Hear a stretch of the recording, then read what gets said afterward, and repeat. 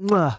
What's up, YouTube? Poor.Mans.Podcast back with another video. Today's video is called Wife Cheats, okay? I guess this was sent to me through my Instagram, and it is a video about a website called Ashley Madison or something like that. I guess it's a meet and greet for...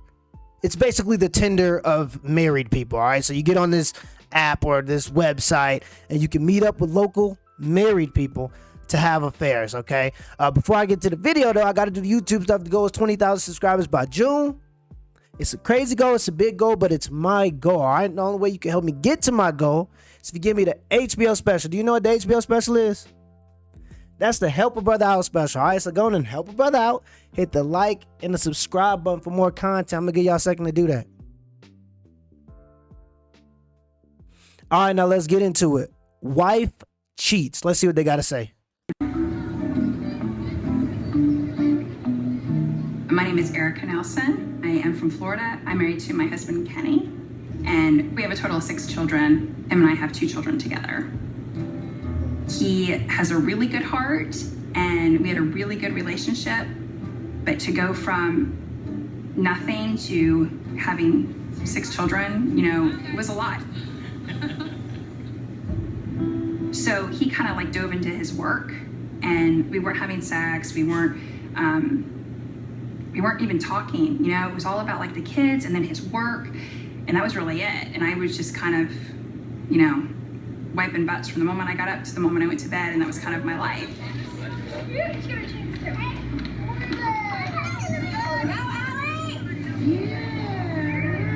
Good day, I had a bra on. It was my dress up day. I kind of just got lost in that. But I really loved my husband, and I wanted to make it work. So I would try to talk to him, and no matter what I say, it doesn't seem to get through to him. Nothing changes. I even went to him crying the last time, and I said, look, I need more than this, in my life. And I love you enough to tell you this because I don't want to ruin this. And this is what I talk about. All right. I talk about this all the time on the channel because it seems to be this world where women feel like they can get everything, okay? And anytime there's a problem in the relationship, is automatically the man's fault. The man is a protector and a provider, and she is a nurturer. She is complaining about her job title as being a nurturer because she has 6 children. You would think that that would be a gift from God, and you would see that as a gift from God. But no, you want to complain about it because you don't like your job as a nurturer. It's boring. Okay, so now the husband goes off and he's doing what he's supposed to do. He's supposed to protect and provide. He has 6 children plus a wife to protect and provide for. So of course he's going to be at work all day. And this is what I tell women. Okay, if you want to be a housewife and sit on your butt all day, you have to understand what that title requires. People think it's just some fantasy land where you're going to get a guy that has all the time in the world, but also has the money to provide for you. I don't think people understand how much time it takes to become a provider. Okay? And the idea that every time a relationship tanks, it's a man's fault is just super frustrating as a man. And I'm sure a lot of people listening, a lot of men listening especially, can understand what I'm saying. 70% of the time is women filing for divorce. Okay? And I have a theory that it's because it's a social media world now.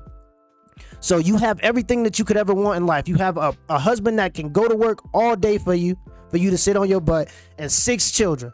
All right, 6 gifts from God, or 6 bills, however you want to look at it. Some people look at it, 6 liabilities. However you look at it, some people look at the situation in different ways. All right, but either way, that's what you have, and that's what you worked for, and that's what you said you wanted. Now that you got it, you get a little bored. Now you start going on Instagram and you see Quavo ex-girlfriend with the Birkin bag, right? And you think that, oh, she gets a Birkin bag. Why can't my husband get me a Birkin bag? He ain't doing enough for me. He need to spend more time with me. This and this and that, and not understanding the sacrifices that comes with every decision you make.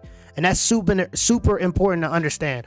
A man's sacrifices in marriage seem to not be respected. And when I say sacrifices, I'm including things like the lack of sexual diversity. Women don't understand how big of a sacrifice that is because they see men as how they see themselves. They don't understand that we are literally designed, and like just from thousands of years of evolution or whatever you may believe in, designed to spread our seed. That's what we're designed to do. The When we commit to one woman and say that this is the person I'm going to spend the rest of my life with, that's literally us going against our human nature to be with a woman. And the lack of sexual diversity is huge when it comes to monogamous relationships. It's something that women don't respect as a sacrifice that men do give up. Also, family time. We don't get a chance to see the family all day and all night because we're expected to produce. Okay, so yeah, we're not going to be able to be under you all day if we have a vision and a goal for where we want to take our family. So it's just certain things. I don't know, when it comes to men and the sacrifices we make, I feel like some of our sacrifices aren't appreciated. And when we have to decide to step up and go to that next level financially, a lot of times women don't understand that it's going to take away from our time together. And they see that as such a negative that they start to complain. And then everybody comes and pats them on the back and say, it's okay, you cheated on him because he was off working, trying to, provide for his family. It's okay, because he should have spent more time with you. What do you expect men to do? Make a decision. Let's continue the video. I'm sorry, that was a rant. Let's continue the video. He was like, Not that he was indifferent. I just think that he thought, we'll get through it. I didn't take it like that. I took it as a slap in the face. Ashley Madison is a website for married people or people that are in a committed relationship that want to have random sex or hookups or whatever. I think that that's an appeal to Ashley Madison. You know that everybody knows that you're married, so there's not that awkwardness.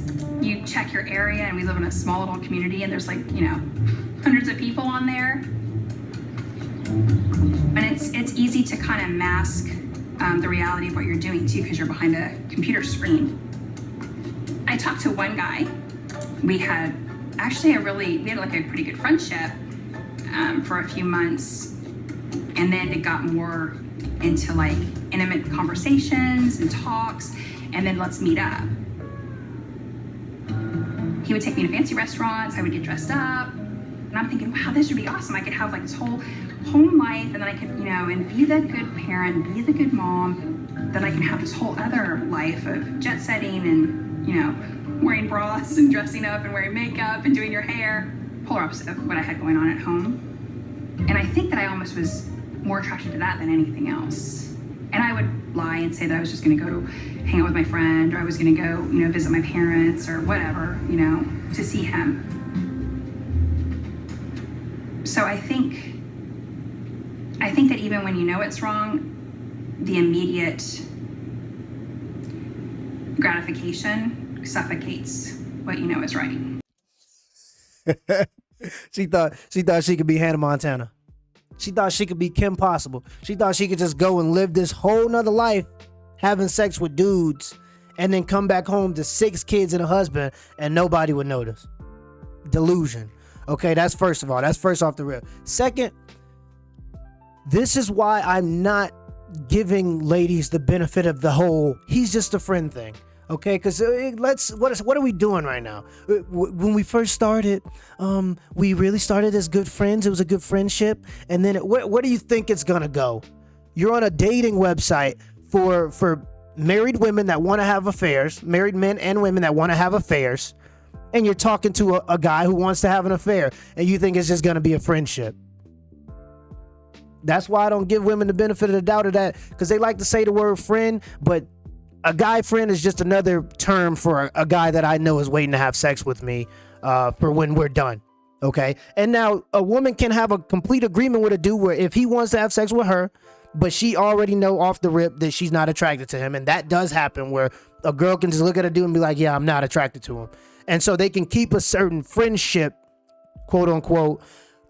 He will be trying to have sex with her actively the whole time. But if she absolutely has no attraction to him, it's not going to happen. So you can get that. But I'm telling you, it's possible, not probable. It's possible, not probable. Eventually, they will wait for weakness and they will strike. In this case in particular, though, she was for the streets. Who are we? What were we doing? Y'all finna what? Come bake cookies? Huh? You inviting them over so y'all can practice scripture? So you can read scripture?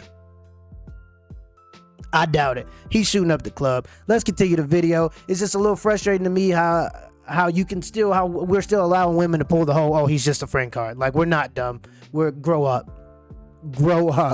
Like, stop playing that game. That's something you do in middle school. Okay, if you're 25 years old, you done already met all the people you need in your life in terms of friends. Okay, for the most part, when you hit 25, unless you're going to the next level and you need to change your friends because you know your other friends is holding you down, by the time you're 25, you know everybody you need to know. Ain't no new friends. Let's continue the video. So I came home one night and I asked my husband, are you going out of town this week at all? And he said, why? So you can talk to him on the phone while I'm not here? And I just said, how did you find out? And then he kind of walked away, and then I followed him upstairs. I didn't know how long he had known. I didn't know what he knew. So all these questions went in my head. And he said, you left up an email. And he said, I came in the office and the email was there from the night before. And I read all of them. And I said, look, I was going to get attention or whatever from somebody else. As messed up as that is, that's how I am. And I don't know how to get over that. So I need your help, or I need somebody's help. I said, but I don't want to mess this up between us. I saw how hurt he was, and my husband didn't deserve it. And I deleted my account that day.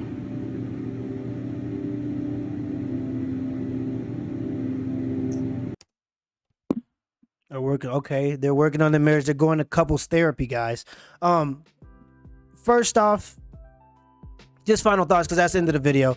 But first off, we know where this is going, all right? And she's not, this is the worst part about this situation. Number one, she blames the man. She takes no personal responsibility. She says, well, it's because he was away and working, all right, the whole time. And then women like to do this little cute thing with the words where they, instead of saying we had sex or he, went all the way up, we could just get into a bunch of ways we could say it. All right, we did the do, instead of them saying that, they like to say little words like entanglement.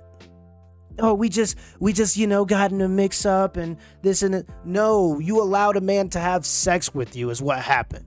All right, stop trying to use the cute little words to sound good on TV and to not be so embarrassed. I do respect that she is coming out and talking about the situation, though. And I know people gonna be upset. It is what it is.